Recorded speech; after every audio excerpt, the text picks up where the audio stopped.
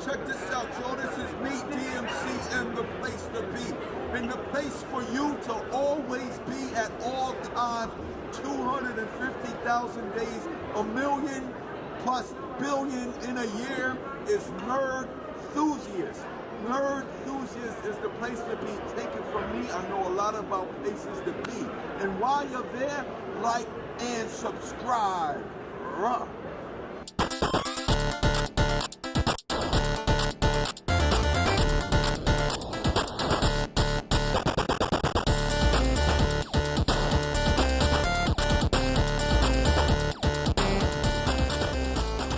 Hello, everybody, and welcome to this edition of the Nerd Enthusiast Movie Podcast.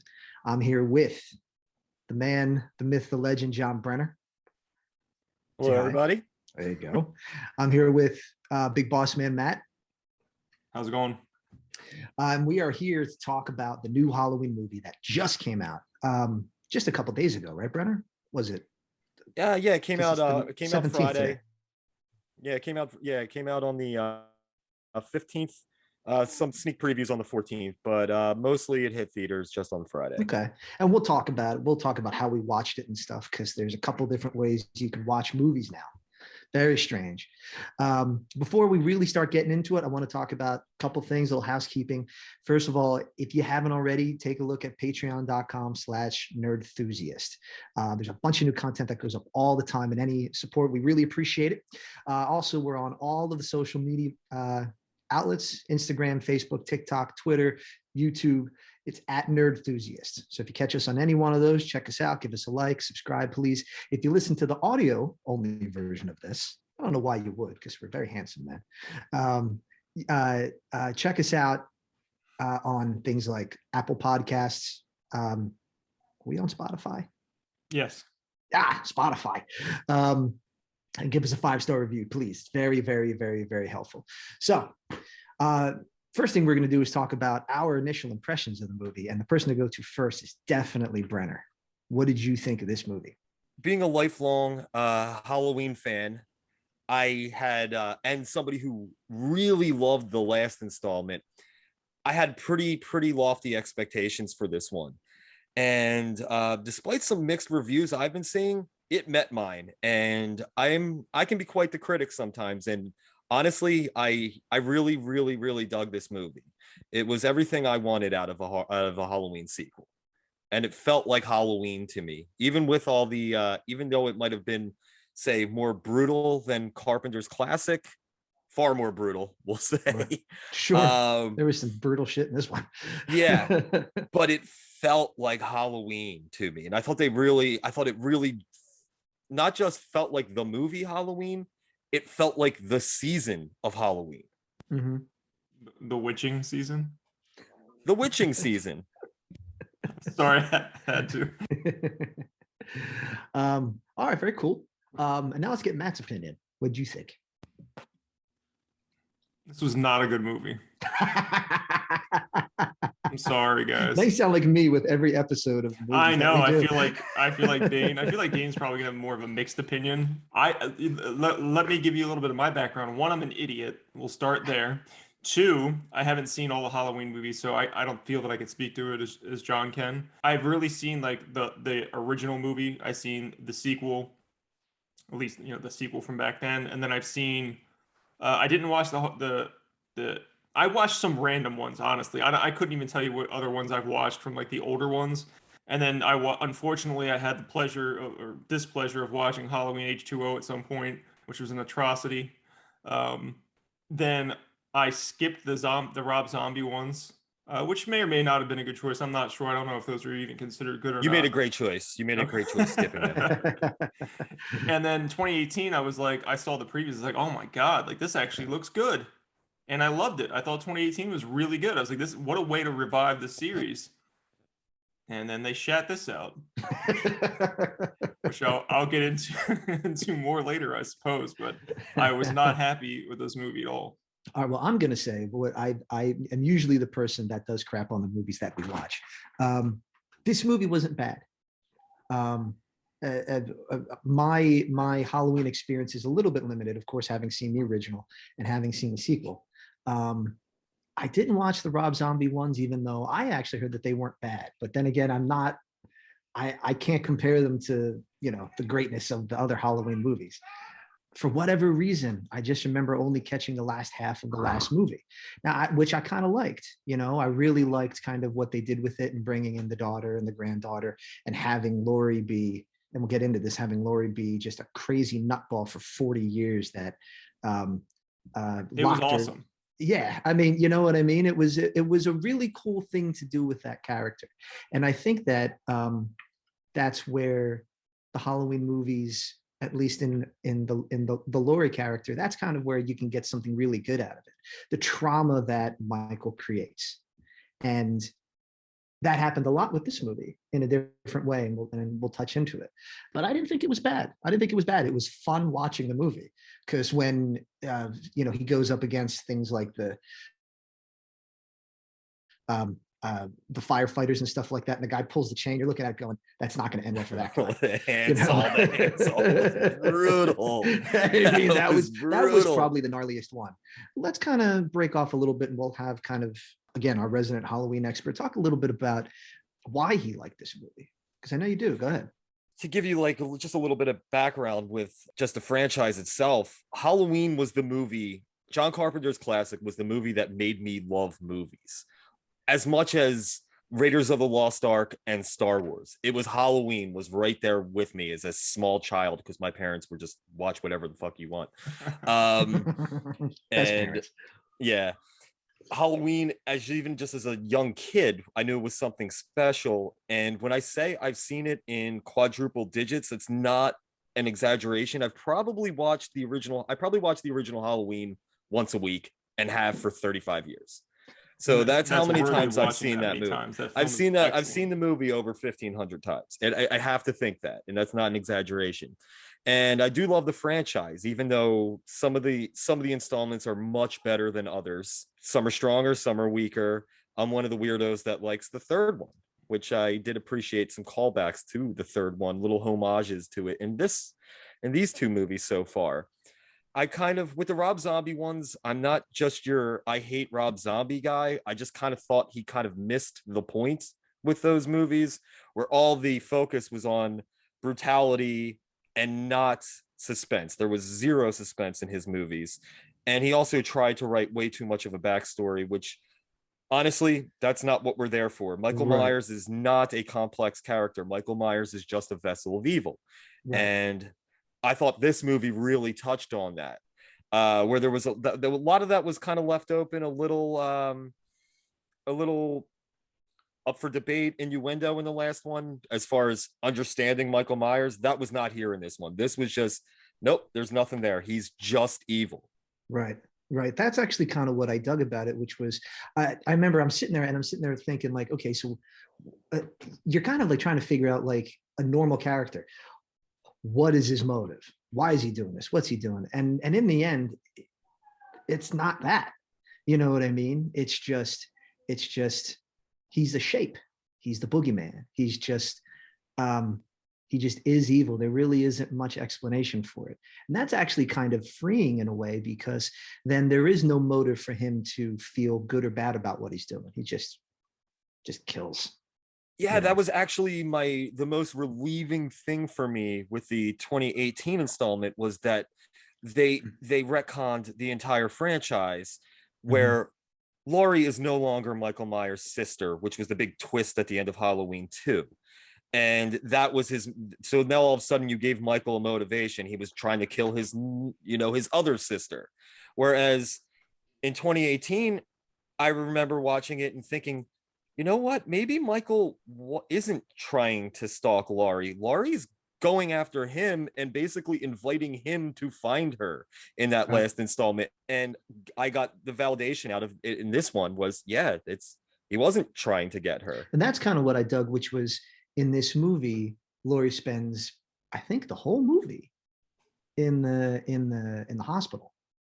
And in the sequel to the original one, I think she's in the hospital pretty much most of the movie as well. Yeah, and the idea is he's coming for her. And in this one, when the mob got into it, we'll get into the plot of the movie, but when the mob got into it and they were saying, she's coming for her, he's coming here, he's coming here, he's coming here. And then there was that twist with, I'm going to be honest, I don't know the guy that they ended up killing, who he was, but it was the mistake that a mob can make. And that's actually what I really liked about it. There were some good things in the movie, you know what I mean? As far as breaking the mold of your typical, I guess, Halloween movie, but also just your typical kind of horror movie where, in a sense, the bad guy in this movie, as much as it was Michael Myers, it was the influence that Michael Myers had on people. And he could how, bring out in the a worst sense, in people. exactly, and how sort of fear and evil can manifest itself through fear in people, you know. But when it turned out that he wasn't going there, he was trying to go home, that was kind of interesting, because then they had to go to him. It wasn't just being protective, it was they were going after Michael Myers. Not Mike Myers, baby, that was somebody else. But anyway, I know there were things that I really did like about it. There were other kind of cheesy things. It was sort of like, with movies like this, you kind of have to find new ways to kill people. So like when the one chick's got the Desert Eagle and he kicks the door and she shoots herself in the head, I'm like, that could have been a better one, you know. But and then the guy thought he could like strangle him with, like, I guess a stethoscope or something. I don't know. I mean, there's a lot in the middle. Look into it. There is a lot in the middle of this movie that does become a little bit of a muddled mess, but I was okay with it because it's a 100-minute movie, so it wasn't that messy for that long, and it'll get to the point eventually. Yeah, exactly, and it's the middle chapter of the trilogy, so that you tend to have a lot of things going on in the middle part of the trilogy. Right. All right, so let's talk for just a couple minutes here. Let's talk a little bit about some of the people in this movie here. So obviously Jamie Lee Curtis is in the movie with much more interesting things to do. Well, in the first one, she didn't do anything in this movie, but her character is important. You know what I mean? At least that's what I find, is that she didn't really do much, but there's a lot of realization with her character. Like I said, in the hospital, they realize that she's not coming for her. You know, it's her drive to go after him. Yeah, and she was basically luring him and baiting him in that 2018 one. At least that's how I always felt. And like, again, and then going to this movie, it was like, yep, that was the case. And I do like how they were direct sequels, you know, one right after the other. It was the end of the last movie followed right into the beginning of this movie. Which is a callback to Halloween and Halloween 2. Yeah, he's looking over the balcony. Yeah, and it takes place in the same night she gets to the hospital, and you know, that was kind of a callback to that, which I do appreciate. I like the idea. I like direct sequels. The continuity is fun with it. Right. So there's him, or there's her rather. Now the guy that's playing Michael Myers, I don't know who this is. Well, according to Wikipedia, there are actually two people: James Jude Courtney and Nick Castle. Yes. Now, have they done anything else? You would know. They probably. Oh yeah, well, let's see. Nick Castle has directed such movies as Major Payne and The Last Starfighter, and he was the Shape in the OG 1978 Halloween. Really? Yeah. So he was a friend of John Carpenter's in film school, and he went to hang out while they were watching the movie, or while they were making the movie. He had nothing to do. He was just hanging out, eating, and John Carpenter said, "How about you be the guy with the mask?" Right. He's very tall. I guess that helps. So it was Nick Castle. Nick Castle did I believe, I don't quote me because I could be wrong, but I believe he did the flashback scenes. Okay. In this one. So now here's a question, and you may not know this. If Nick Castle was, my guess is probably when they're making the first movie, 25 or say 30 years old at the youngest, probably. He would be 70 years old now. So is the other guy the face that you see? No, that's James. Yeah, the other one's the other guy. James Jude Courtney is the guy whose face you see. He's in his 60s. Oh, he is too. Yeah. Oh, well, I guess, yeah, that would make sense. Like, I mean, you know, he is 40 years older than what he would be as a well, because figure he's a kid when he kills his sister, and then however many years later he's going. Well, James Jude Courtney's not in his 60s, but they make him to look to be in his 60s. That's what. Okay. But that is him. Gotcha. Yeah. All right. And then following over from the last movie, you have Judy Greer, who's been in a million things, playing the daughter of Laurie. And then you have the granddaughter. Now, we were talking about this before in other timelines of this series. There are sons and things like that. And so the last movie, the 2018 Halloween, was just a total refresh, right? Basically. Yes, completely retconned everything, which was great because Halloween did become kind of it has become a kind of choose your own adventure franchise. You could have your timeline of Halloween, Halloween 2, 4, 5, and 6. That was a whole timeline. And then in H2, then when Jamie Lee Curtis first came back in 1998, they retconned 4, 5, and 6. So it was Halloween, Halloween 2, and then H2O, and then Resurrection, which is the Busta Rhymes one we don't talk about. Then you have the Rob Zombie ones if you want to go do that whole song and dance. Mm-hmm. And then this one is just Halloween. That's it. Halloween 2 does not exist in this timeline.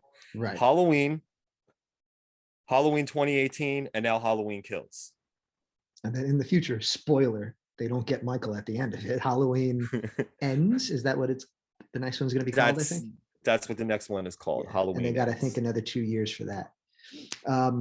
Let's talk a little bit about the making of the movie. So obviously we were talking about it, how the movie got pushed back a little bit for COVID. So it was about a year, you said, right? Yeah, it was supposed to come out October last year. Right.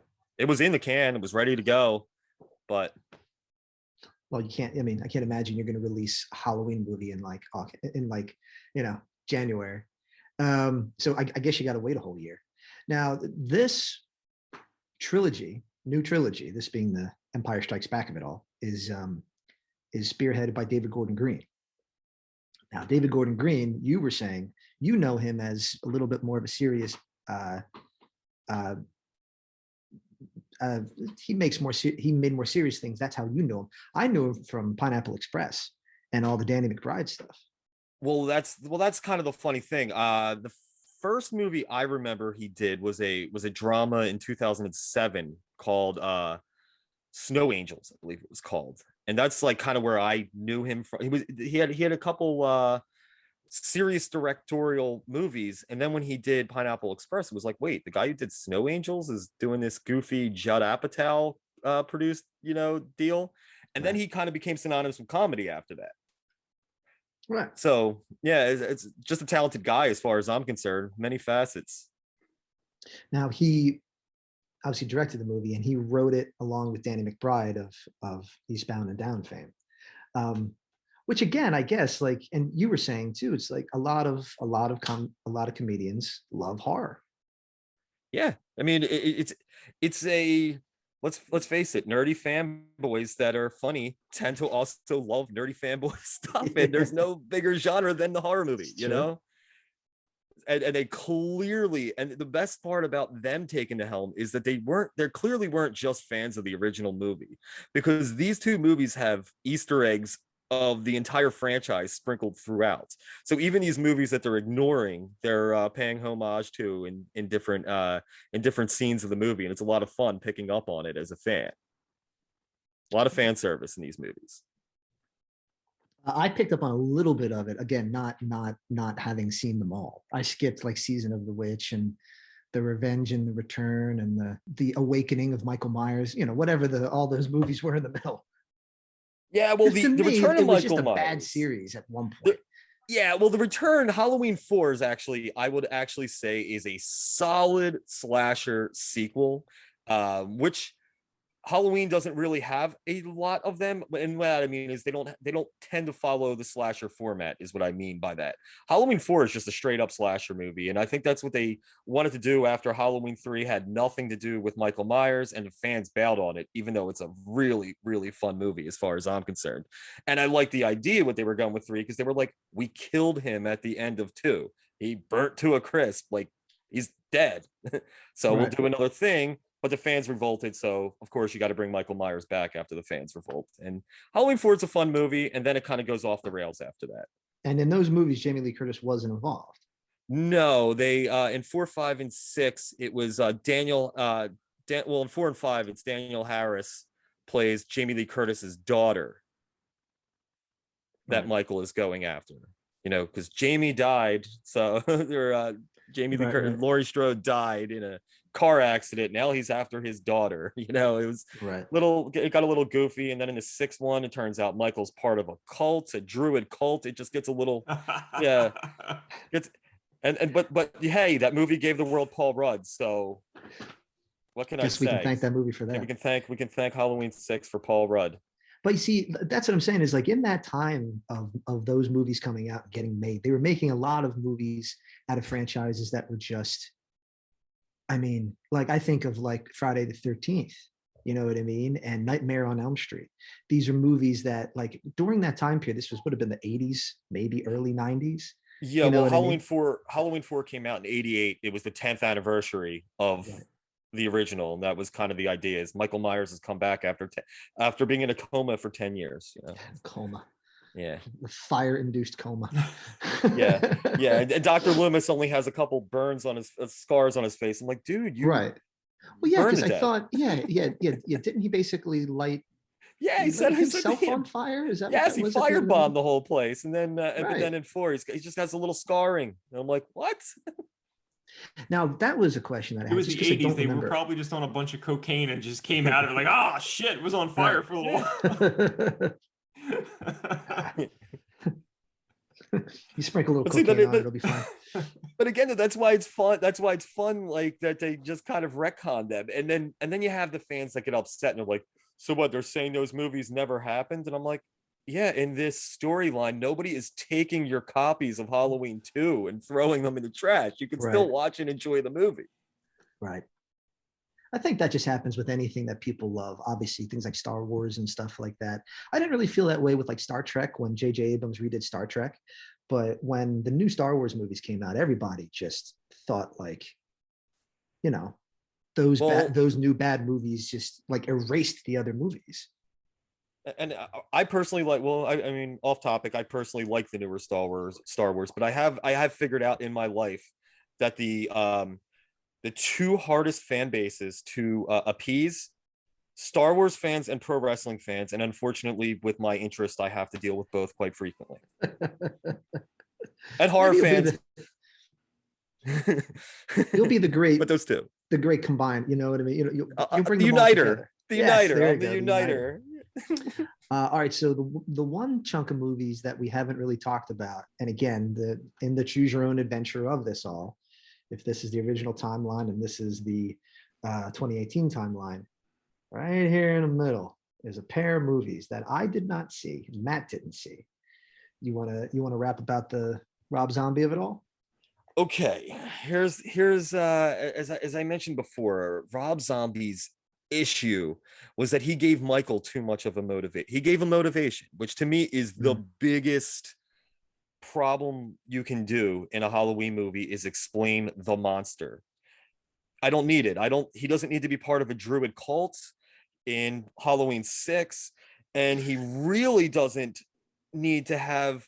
It's almost like Rob Zombie watched Discovery ID and watched some true crime docs, and he was like, all right, I'm going to write this backstory. Michael came from a broken home. His mother was a stripper. He kills animals, and now he's killing people. And and it was just like, come on now. Like, I just like the idea of that original where it's just like, that is such a creepy thing when they take off that clown mask and it's just a cute kid. And you're like, oh my God, this kid just murdered his sister. That's horrifying. Now it's just like, oh, he's a messed up kid. Of course he's going to kill people. And they also made him like, I still never understood how Michael in confinement in a asylum grew to be like 7 foot tall and like 380 pounds. That I didn't understand that. Like, they were just jacking him with steroids in that institution. A lot of it just didn't make sense. Now, I will say this. Now, here's what I will say. I will give Rob Zombie credit where credit is due. The man really knows how to use a camera. Those movies look great. Like, they are really good to look at. Good looking movies. The problem is the story, some of the acting, a lot of it is just kind of a mess. Well, in that time of the Rob Zombie movies, that was 2000s, and we got a lot of those types of reboots between things like not just Halloween, we also got like oh God, the Texas Chainsaw Massacre movies. You know what I mean? That was a Yeah, lot of style over substance. Even though the first one with Jessica Biel was good, it was just okay. one of these. Yeah, it was okay. I mean, well, unfortunately, it was kind of redoing the story of the original one. That the story is what the story is. You know what I mean? If you deviate too far, like you said, you get people that fly off the fucking handle. Um, but that's why, like, if anything, like, you know, that's why I liked this movie, because they took an idea and they brought it into a more, you know, relevant thing. You know, the as bad as Michael is, as evil as he is, the mob can be just as horrific. And you know, Yeah, I like when a horror movie has themes to it. It goes back to, like, for me, some of my favorite horror movies are those early Romero zombie movies where, yeah, the zombies are the monsters, the zombies are what are eating people, but right, it's actually society that is the bigger evil, and it's, you know, right, tend to be a reflect. And I like when a horror movie has themes. And this movie, even though sometimes not completely perfect executing them, it trying with themes is enough for me to be like, all right, this is interesting. yeah, yeah. I mean, diverging a little bit and talking about things like zombie movies, horror movies are a great example of a way of looking at society at the time to figure out what can really scare people. Right now, the idea of a mob mentality obviously is terrible. And in the last couple of years, there have been mobs all over the place. Yes. So the idea that you can sympathize with the guy that got out of, was it Smith's Grove, yes. Smith's Grove, and then he's Mhm. just trying to get away. But these mobs that are everywhere are searching for him, and he doesn't even know it. You know what I mean? So you could be, in a sense, you're meant to connect with that guy. You're just walking down the street, and somehow, for some reason, a mob's trying to kill you, and then throw some craziness that you have into it, and forces you to jump out of a fucking window, and eggy Yeah. everywhere. Yeah, that was Yeah. disgusting. Actually, That I don't was like. that was a brutal scene, Yes, man. it That was was. brutal. They did a good job with Brutal, that and scene. that was brutal, and I was kind of sad too. It was Yeah, like, yeah, yeah. oh man, Well, it's just poor guy. the fear that, again, he is fear. He is evil. He's just a shape.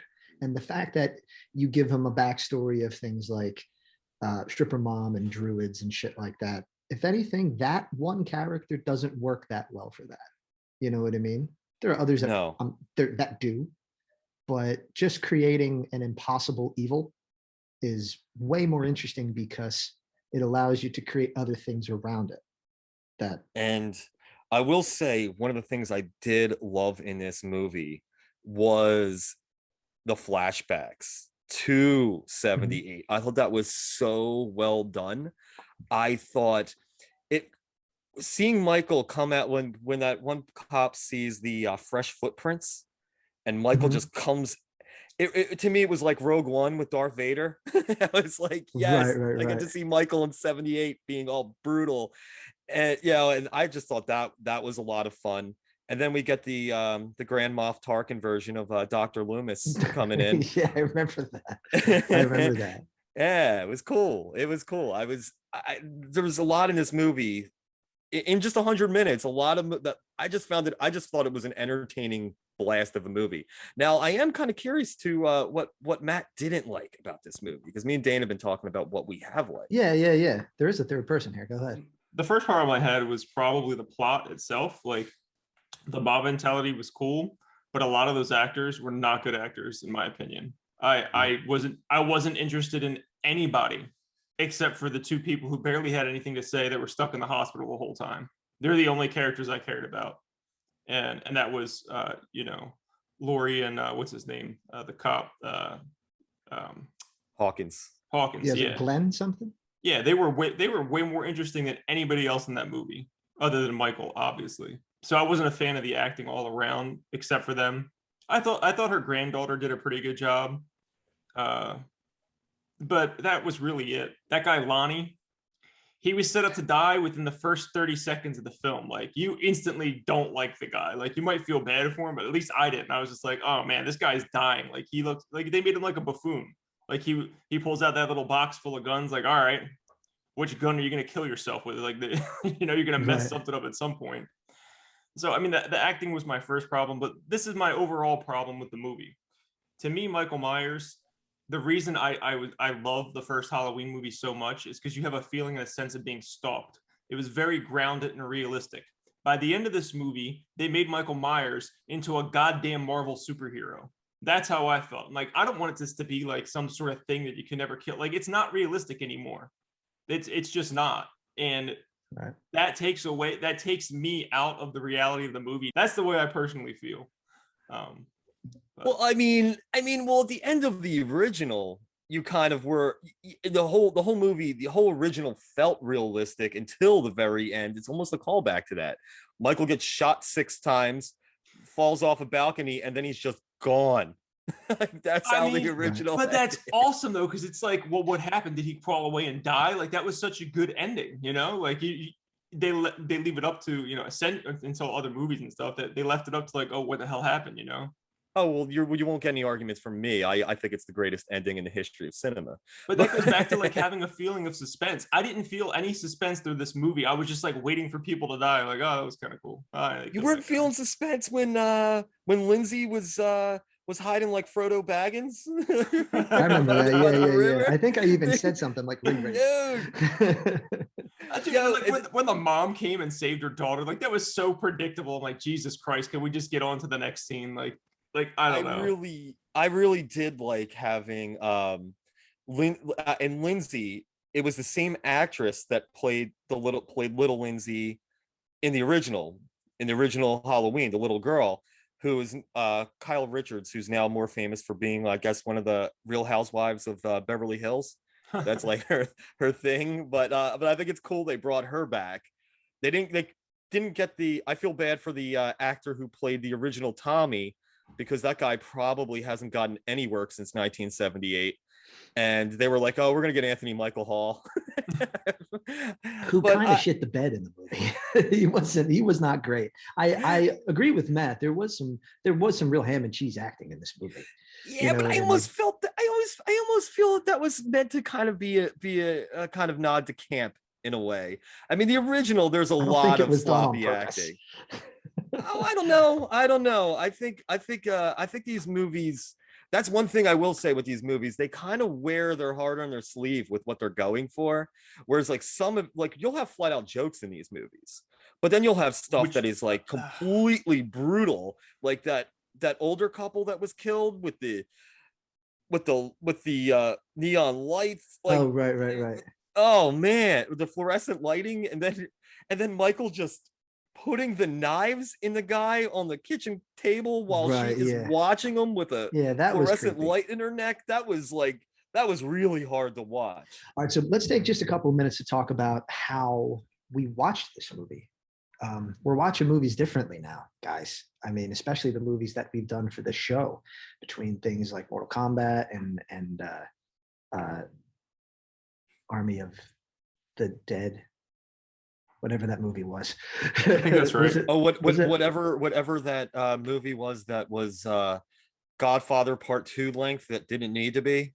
That could have been a breezy 100-minute movie, and I would have been like, that was Zack Snyder's best fucking movie. And instead it was like, they literally had we have 9 minutes to do the thing scene, and it took 9 minutes. I'm like, why is this in real time?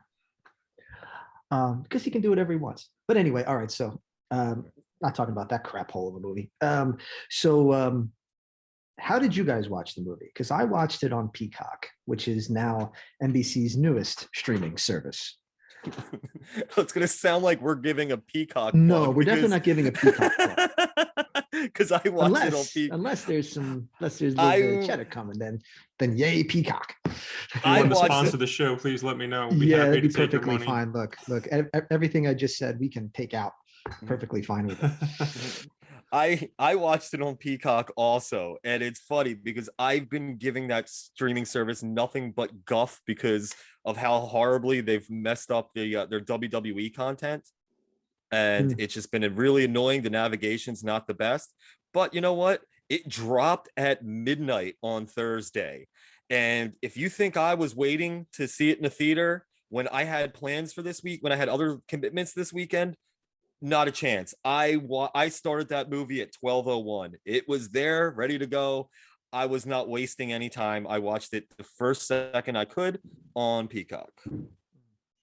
How about you, Matt? I went to the theater because I really liked 2018, and I was like, all right, well, I'm gonna do this the right way. I'm gonna go to the theater. I really like movie theater popcorn, so that's another easy win for me to go there. Probably go there just to eat that shit. But yeah, I saw it in the theater because I was excited.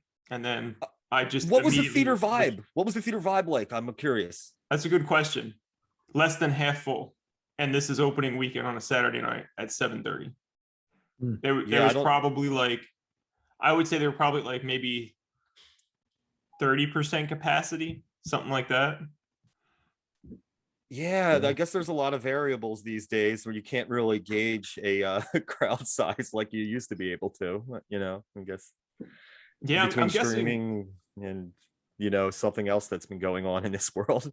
Yeah, I'm guessing a lot of people just streamed it or were like, you know, I'll just watch it later or something, or they weren't interested. I have no idea, but I was very shocked that there weren't more people in the theater. COVID's still a thing. People might be scared to go out for that too. True. I haven't been to a movie since Rise of Skywalker. Oh wow. Really? Yeah. No, I've and I was a movie pass guy. I was a movie pass guy. I was at the movies 4 times a week for a couple of years there, and I haven't been to a movie since 2020. Early 2020. Right. Yeah. Well, you guys watched it the right way. I should have saved my $60 trip or whatever the hell it was. Yeah, so this guy. So I was looking it up, and I was looking up, because I don't have Peacock or didn't have Peacock. And then I was looking to try to find, a free trial and stuff like that. And apparently they were offering a 7-day free trial of Peacock. So I said, nice. Okay, but it turns out they just canceled it right before. Oh, what a coincidence that was. Yeah. Because I bet a lot of people, because there was advertisements everywhere for this movie. So, and I'm looking at it, and you could pay, it's $5 a month, and you get Peacock with ads, or you pay $10 a month. So I was going to sign up for $5, and then as I create my account, apparently if you have Comcast, you get it for free. So yeah, I saved myself $5. That's because Comcast owns NBC Universal, who owns Peacock. Oh, that's right. Yeah, that's right. I pay the extra $5 per month just so I don't have to watch commercials when I watch old wrestling pay-per-views. Yeah, I saw that there was a lot of wrestling stuff on there. Yeah, they have the whole WWE network on there. Let's kind of wrap up a little bit here. We'll one of the things that I'm really interested to kind of hear, especially Brenna's take on, is how you'd like to see this new trilogy wrap up, because of its big departure from any storylines that were before. You know what I mean? It's what do you think? Where do you think Halloween's going to end? Well, that's like the interesting thing, because I tend to be that person who rates their movies out of 5, and you hear how much I like this movie, you'd be surprised that I give it a 3.5 out of 5. I don't give it a 4 or above, and it's because I need to see how this all ends, and maybe my rating changes to a 4 depending on how 5 or on how Halloween ends comes about. I'm not entirely sure I know how I want it to end. I do like the way this ended. I know Matt didn't, but I did like, because that was an idea Carpenter had when he was originally going to do Halloween 4 before he sold his stake in the franchise and left it until 2018 was that he had this idea that it was all of the fears and evil in the world that somehow made Michael manifest itself and return from the dead, and almost as a supernatural force. So that was an idea Carpenter had at one point, and it almost seems like that's kind of the direction it's going. And I would just like to see it continue with this brutality that we got in this installment. But I would really like to see this kind of be the succession of Laurie Strode over Michael. That's what I want out of that's how I want it to end, because this was her kind of a lull in this second installment after she was the survivalist in the 2018 segment. And in this one, she's kind of weak and she's in the hospital. She's vulnerable. And I'd like to see her strong again in this final installment, which I think is what they were setting up. It'll be interesting because from what I understand, the third movie is going to, it's going to be the same storyline. So you had Halloween Kills, and Halloween Ends. Unlike before, where we had that break where we had Halloween 1 and 2, those are set the same day or the same night, yeah, within 2 days or whatever. Same night. There you go. Yeah. So in a sense, you don't experience anything after that. If they make a third Halloween, if and when they make Halloween Ends, it'll be really interesting to see if they keep it all one right after the other, or if they don't, and if there's a time break, society's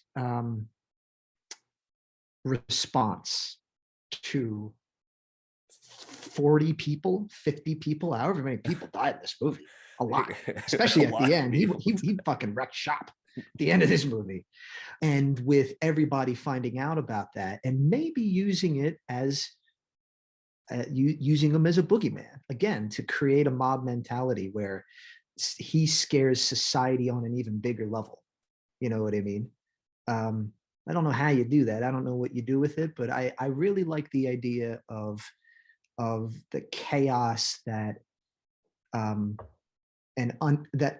a not understood evil can create in people.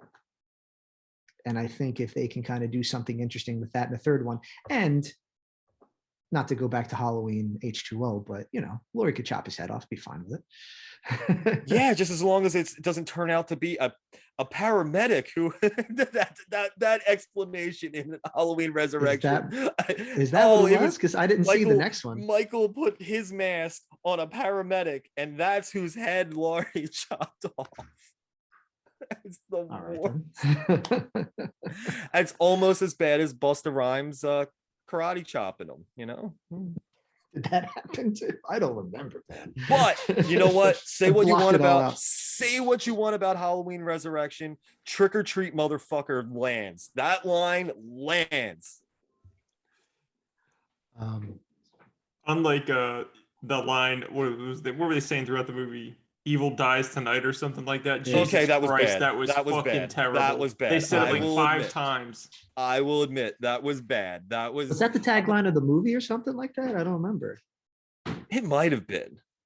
Either that, or they probably used it for like the trailer or something like that, just so there's someone screaming, "Evil dies tonight."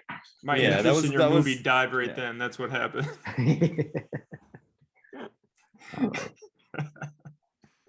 All right. Well, that was our mixed review of Halloween Kills. You don't want to know my opinion on what I want next? Oh shit, that's right. Yeah. Go ahead. What I want next. I'm sorry about that. We just don't care what Matt thinks. He didn't like the movie. He's not even going to see it. I'm going to be a reductive asshole that brings nothing to the table. This is what I want. Right. Yes, please. Laurie falls in love with Michael, just like how these crazy women fall in love with like their stalkers and shit in real life. That's what's going to happen. Now, what I want to happen is I want this movie to die, and I just want it to stop at the end of 2018. I want him to die in that basement where he was burned, and I want that to be it.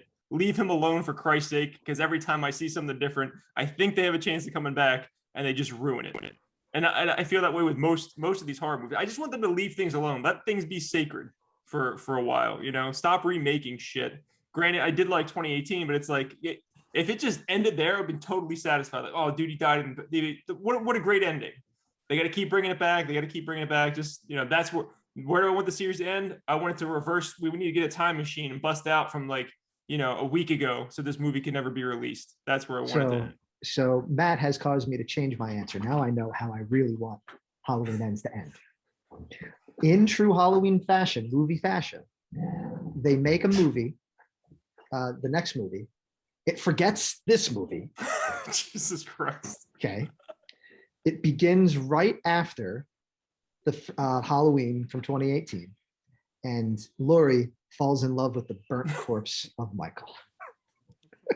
It's like holding him and petting him. So now I need my ridiculous. It's not ridiculous. I'm pitching this.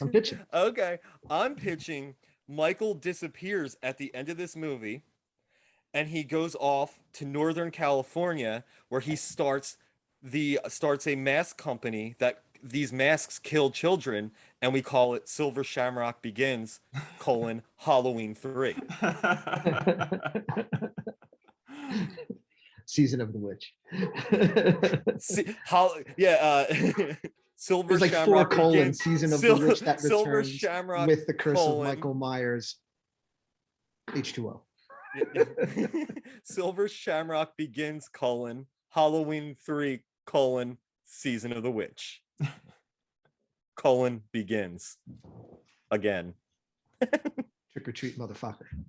Trick or treat, motherfucker. Evil. Right. Okay, so that concludes our, again, mixed review of Halloween Kills from 2021. Everybody, if you like this show, please make sure that you check us out on patreon.com/nerdthusiast. Also check us out on @nerdthusiast on all of our social medias, the Twitters and the Instagrams and the YouTubes and everything. If you listen to us audio only, just please give us a 5-star review on whatever podcast app that you're using. Thank you guys for listening. If you made it this far, I appreciate Yes. it. You came all the way on this journey with us, and you get 3 different opinions. So I'm sure we didn't help you make a decision today, but if you do know what each of us end up liking, you kind of see where to go from there. Good talking to you guys. Great talking to you guys. Take care, everybody. See you later. Nope.